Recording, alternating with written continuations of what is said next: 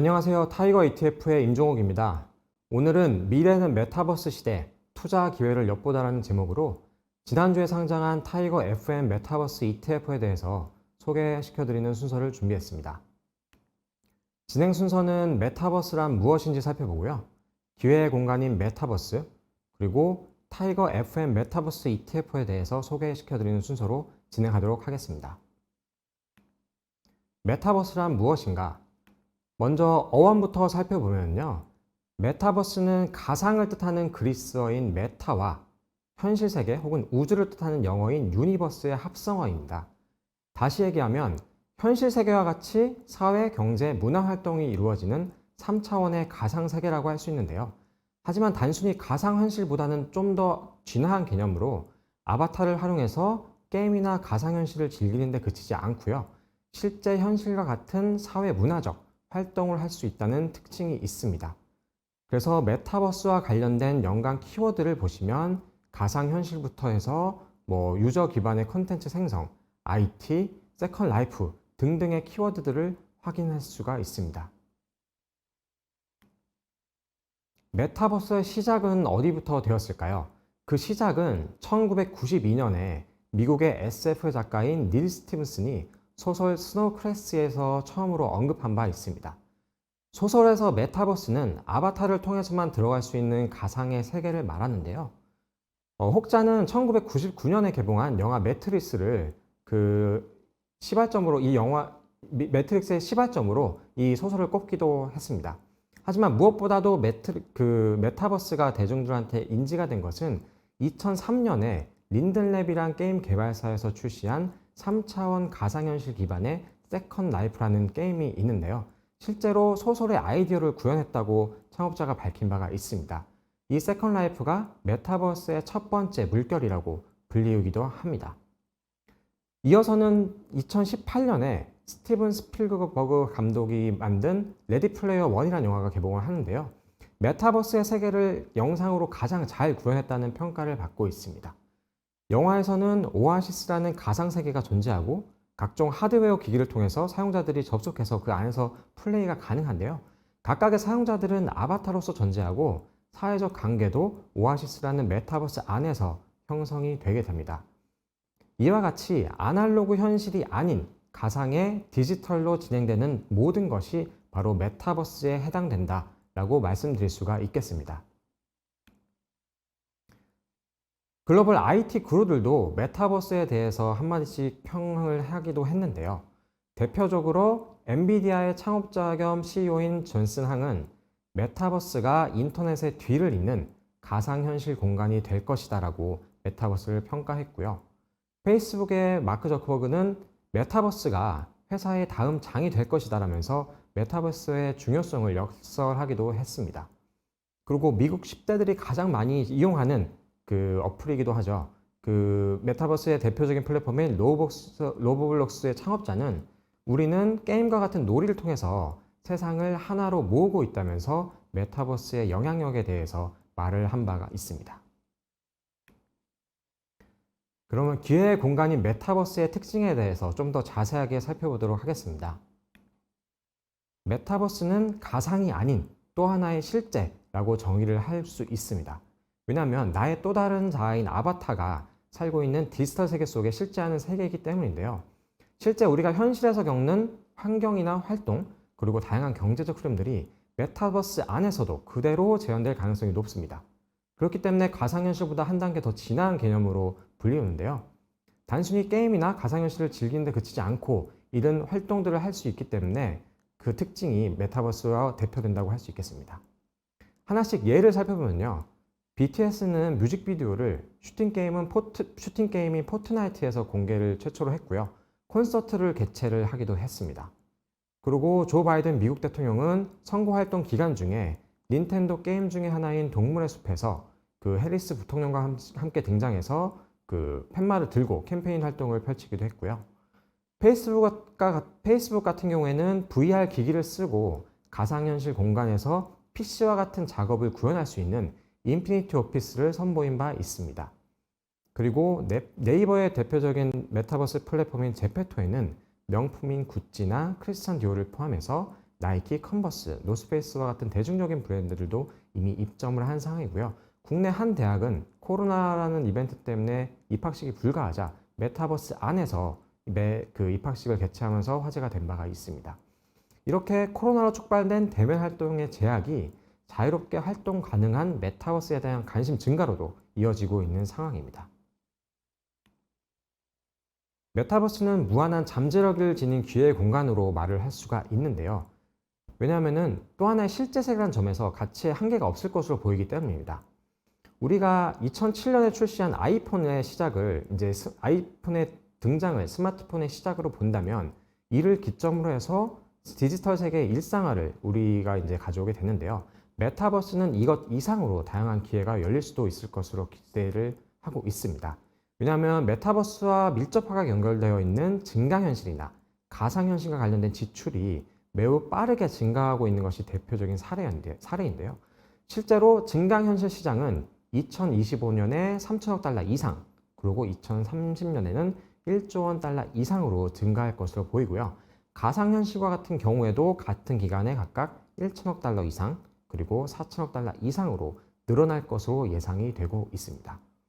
실제로 글로벌 빅테크 기업들도 AR이나 VR에 대한 투자를 활발히 하고 있는데요. 애플, 구글, 페이스북, 지멘스 모두 작년에 모두 관련된 기업들을 인수한 바 있고요. 삼성전자도 작년에 AR 기업에 직접 투자를 하기도 했습니다. 산업별로 살펴보면은 게임을 중심으로 해서 헬스케어부터 라이브 이벤트, 엔지니어링 등과 같이 다양한 분야로 확산될 것으로 기대를 하고 있습니다. 사실 메타버스가 활성화가 된다면 게임이 가장 적합한 플랫폼으로 평가를 받는데요. 왜냐하면은 기본적으로 시각화를 통해서 몰입 경험을 제공하는 최적의 콘텐츠가 바로 게임이기 때문입니다. 더불어서 게임은 원래 사용자 간의 관계를 형성하고 일부 게임의 경우에는 상당히 높은 수준의 자유도를 제공하기 때문에 게임이 메타버스에 적합화된 콘텐츠 플랫폼이라고 할 수 있겠고요. 더불어 원래 게임에는 현실의 나를 대체하는 아바타가 존재하기도 합니다. 게임뿐만이 아니고 다양한 분야로도 확대해서 발전될 수가 있는데요. 예를 들어서 헬스케어를 생각을 해보면 증강현실과 같은 부분을 적용해서 수술 부위를 투영해서 정확도를 높일 수 있는 방법이 있을 것이고요. 엔지니어링 측면에서도 혼합현실을 활용하면 제품의 각종 데이터를 투영시키고 기기로 이를 분석해서 활용을 할 수가 있을 것입니다. 리테일 측면에 있어서도 쇼핑과 관련해서 이를 굉장히 잘 활용할 수가 있는데요. 이케아의 플레이스를 대표적으로 뽑을 수가 있습니다. 나의 집에 가상으로 가구를 배치하는 쇼핑 앱인데 이와 같이 게임부터 시작해서 다양한 분야로 그 활용 범위를 생각을 할 수가 있습니다. 한 가지 또 특징적인 점은 현실에 존재하지 않는 것을 메타버스를 통해서도 제작을 할 수가 있지만 이미 현실에 있는 부분도 메타버스를 통해서 상당히 부가가치를 창출할 수 있겠다라는 점을 강조드리고 싶습니다. 메타버스는 기술의 발전과도 굉장히 연계가 되어 있는데요. 메타버스의 발전 요건을 크게 인프라, 플랫폼, 콘텐츠, 디바이스로 꼽아서 본다면 현재는 각각의 부분에서 메타버스 발전을 위한 기술 기반이 상당히 조성되어 있는 상태입니다. AR이나 VR 기기, 디스플레이, 광학 장비 등과 같은 IT 하드웨어가 메타버스의 접속이나 몰입감 향상을 위해서는 필수적인 밸류 체인이기 때문인데요. 그렇기 때문에 디스플레이나 카메라 기술 노하우가 있는 하드웨어 기업들이 메타버스와 관련돼서 핵심 종목으로 꼽히기도 합니다. 또 이제 예를 들어보면 앞서 2003년에 출시된 세컨드 라이프가 메타버스와 관련돼서 선풍적인 인기를 끌었다고 말씀드렸는데 사실은 그 인기가 상당히 금방 시들었습니다. 왜냐하면 당시에는 통신 환경이 3G나 LTE 기반이었는데 이 3D 기반의 그래픽 데이터를 처리하기에는 굉장히 네트워크 인프라가 빈약했죠. 반면에 현재는 5G가 기본으로 깔려 있고요. 빅테크 기업들이 클라우드부터 해가지고 AI 기술까지 적용하면서 상당히 빠르게 업그레이드가 되어 있는 상황입니다. 또 예를 들어보면 우리나라에서 선풍적인 인기를 끌었던 싸이월드도 일정 부분 메타버스의 초기 버전 플랫폼으로 생각할 수도 있습니다. 미님이라는 아바타가 있었고요. 그 안에서 소셜 네트워킹이 가능했고 도토리라는 결제 수단도 있었기 때문인데요. 하지만 기술 발전이 그 당시에는 현재와 같이 이루어지지 않았기 때문에 어찌 보면 발전이 제한적이지 않았나라고 생각을 해볼 수 있을 것 같습니다. 또 한 가지 메타버스의 매력 또 특징을 살펴보면 메타버스가 바로 10대들의 놀이터로 꼽히는 점입니다. 플랫폼의 그 성장 과정을 일반적으로 살펴본다면 생태계가 구축되고 그 안에서 콘텐츠가 고도화되고 그리고 수익 모델이 강화되고 플랫폼의 카테고리가 다양화된다는 네 가지 단계로 일반화시켜 볼 수가 있는데요. 현재 메타버스는 생태계 구축의 굉장히 초기 단계에 와 있습니다. 그렇기 때문에 젊은 연령층들이 메타버스를 적극적으로 활용한다는 것은 굉장히 장점으로 작용할 수가 있는데요. 플랫폼의 성장 요건과 메타버스가 가지고 있는 요건들이 굉장히 잘 맞아떨어집니다. 첫 번째로는 젊은 유저층을 보유하고 있는 건데 보통은 메신저나 SNS, 유튜브와 같은 것들은 일반적으로 젊은 층에서 먼저 유행을 하고요. 그 이후에 다른 연령대로 확산되는 모습을 보이고 있습니다. 실제로 네이버 제페토 같은 경우에는 80% 이상이 10대들이 사용하는 것으로 나타나고 있고요. 로블록스도 마찬가지인 상황입니다. 이렇기 때문에 이들이 10년에서 20년 후에 주된 소비층으로 부상을 한다면 메타버스가 굉장히 핵심적인 경제활동 플랫폼으로 변모할 가능성이 높은 것으로 평가가 됩니다. 두 번째 성장 조건 중에 하나는 유저들이 자발적으로 소비 생산하는 컨텐츠가 있어야 된다는 건데요.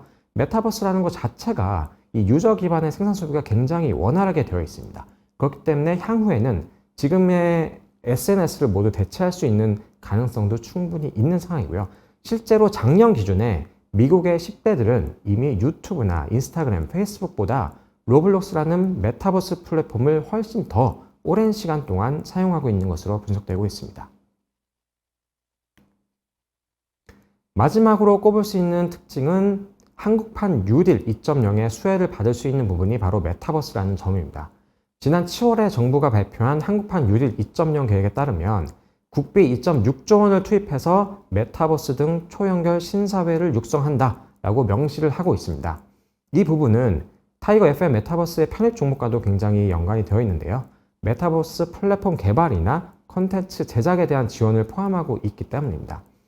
또 한 가지 작년에 한국판 뉴딜 1.0이 발표된 이후에 관련된 대표 영역인 BBIG죠. 배터리, 바이오, 인터넷, 게임 등에 대한 긍정적인 투자 심리가 형성된 것도 전례를 살펴봤을 때 메타버스에 긍정적으로 작용할 수 있겠다라고 말씀드릴 수 있겠습니다. 그럼 지난주 수요일 10월 13일에 상장된 타이거 FM 메타버스 ETF에 대해서 설명드리도록 하겠습니다. 투자 포인트를 크게 세 가지로 나눠서 볼 수가 있는데요.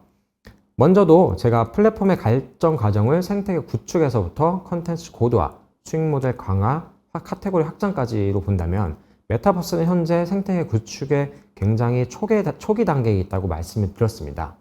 그렇기 때문에 편입 종목 수가 많게 되면 아무래도 메타버스와 관련성이 조금은 떨어지는 종목들이 일부 편입이 될 수밖에 없는데요. 그렇기 때문에 해당 ETF는 관련도가 상당히 높은 20여 개의 종목에 집중 투자하는 상품입니다.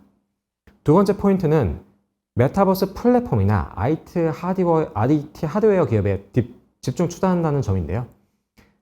ETF가 IT 기업의 비중이 높은데 이는 메타버스 플랫폼이나 하드웨어 기업 위주로 포트폴리오 구성했고 이게 메타버스와 관련된 퓨어 플레이를 한다는 점에서 특징으로 뽑을 수 있을 것 같습니다. 마지막 포인트는 기초지수 수시 변경을 통해서 신규 종목을 적시에 편입한다는 점입니다. 이 점이 첫 번째 포인트와는 더 연결되는 부분인데요. 시장이 초기 단계이기 때문에 신규 상장을 통해서 새롭게 등장하는 기업들이 많을 것으로 예상이 되고 있습니다. 일반적으로 ETF의 기초지수는 연 2회 정기 변경을 통해서만 신규 종목을 편입하는 데 반해서 해당 ETF의 기초지수는 6월과 12월 정기 변경 외에도 3월과 9월 수시 변경을 통해서 메타버스 관련된 기업이 IPO를 하는 경우에는 적시에 편입을 하고 있습니다. 요건은 AR이나 VR, 가상현실과 같은 메타버스 관련된 매출이 50% 이상 차지하는 기업이 새롭게 상장하는 경우에 해당합니다. 상품 개요는 다음과 같습니다. 상장명은 타이거 FM 메타버스, 그리고 상장일은 10월 13일이고요. 기초지수는 FM 가이드 메타버스 테마 지수를 사용하고 총 보수는 연간 0.45%입니다. 기초지수 방법론에 대해서 간단하게 말씀드리겠습니다. 전체 유가증권 시장의 상장 종목 중에서 시가총액 1천억 원 미만, 그리고 시총 하위 10%, 유동비율 10%를 제외한 종목을 전체 유니버스로 하고요. AI 키워드 분석을 통해서 메타버스와 관련된 키워드를 선정하고 이 종목들의 메타버스 연관도에 대해서 스코어링을 합니다. 최종적으로는 연관도가 높고 시가총액이 높은 종목들 20개를 선정해가지고 편입을 하게 됩니다. 올해 같은 경우에는 3월에 상장한 메타버스 컨텐츠 업체인 자이언트 스텝이 6월 정기 변경에 편입이 된 바 있고요. 7월에 상장한 플랫폼 업체인 맥스드 같은 경우는 지난 9월 수시 변경 시기에 편입이 되어서 현재는 총 21개 종목으로 구성이 되어 있습니다. 대표 종목은 보시는 바와 같습니다. 상위 10개 종목을 나래비를 세워놨는데요. 대표적으로 메타버스 이제 밸류 체인을 크게 플랫폼, IT 하드웨어, 콘텐츠로 구분을 해서 편입을 하고 있고요. 콘텐츠 플랫폼과 관련해서는 이제 먼저 말씀드린 제페토가 대표적으로 뽑을 수 있을 것입니다. 네이버의 자회사인 네이버 Z에서 운영을 하고 있고요. 글로벌 이용자는 2억 명에 달하는 대표 메타버스 플랫폼입니다. 더불어서 연예인 팬덤 기반으로 메타버스 플랫폼인 위버스를 운영하는 하이브도 꼽을 수가 있고요. IT 하드웨어 부분에서는 AR이나 VR 기기 카메라 모듈이나 3D 센싱 모듈을 생산하는 LG 이노텍, 그리고 OLED를 생산하는 LG 디스플레이를 뽑을 수 있겠습니다. 시뮬레이션 성과는 보시는 바와 같습니다. 물론 과거 성과가 미래 성과를 보장하는 것은 아닌데요. 연초 이후에 약 30% 이상, 30%에 가까운 성과를 시현하고 있고요. 같은 기간, 동기간 이제 구간별로 보아도 코스피 지수 대비해서 꾸준히 아웃퍼폼하는 모습을 보이고 있습니다. 상장 이후 거래 실적입니다. 13일에 상장해서 오늘까지 총 5영업일 동안 이제 거래량부터 해가지고 수치를 보여주고 있는데요. 거래량은 100만 주 이상 꾸준히 나오고 있고 거래 대금도 100억 원 이상, 순자산은 지속적으로 늘어나고 있는 모습입니다. 무엇보다 의미가 있는 숫자는 이제 개인 투자자들의 순매수가 꾸준하다는 점인데요. 이 말은 이제 투자자들이 테마 투자를 할 때 ETF라는 투자 비이클을 통해서 많이들 접근을 하시는 것 같습니다.